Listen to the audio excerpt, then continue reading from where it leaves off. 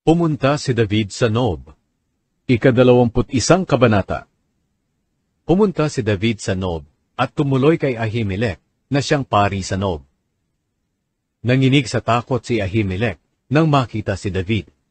Nagtanong siya, "Bakit nag-iisa ka lang?" Sumagot si David, "May iniutos sa akin ng hari at pinagbilinan niya ako na huwag ipagsasabi kahit kanino ang pakay ko rito.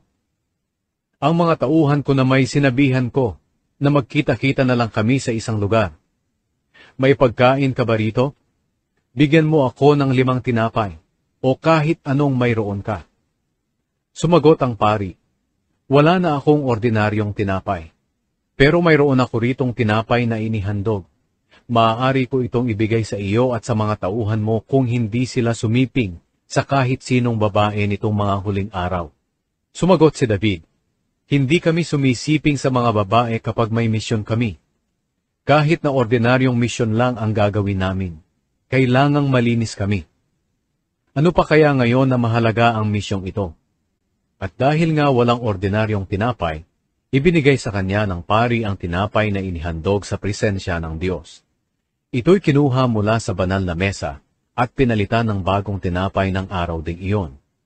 Nang araw na iyon, naroon ang alipin ni Saul na si Doeg na taga-Edom. Siya ang punong tagapangalaga ng mga hayop ni Saul. Naroon siya dahil may tinutupad siyang panata sa Panginoon. Tinanong ni David si Ahimelech, "Mayroon ka bang espada o sibat dito?" "Hindi ako nakapagdala ng aking espada o kahit anumang armas dahil madalian ang utos ng hari." Sumagot ang pari, "Narito ang espada ng Pilisteyong si Gulayat na pinatay mo sa lambak ng Ela. Nakabalot ito sa tela at nasa likod ng espesyal na damit ng mga pari. Kunin mo kung gusto mo. Wala nang iba pang espada rito kundi iyon lang."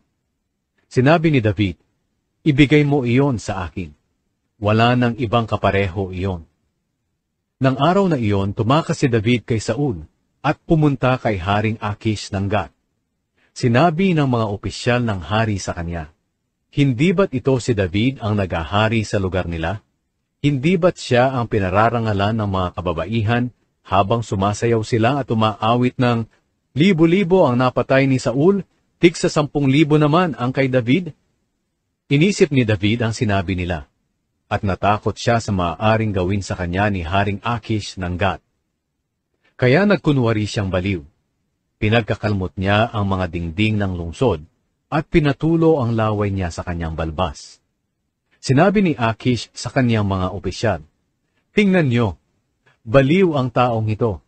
Bakit ninyo siya dinala sa akin? Marami na ang baliw na gaya niya rito. Bakit niyo pa dinala sa pamamahay ko ang taong iyan para umasal ng ganyan sa aking harapan?"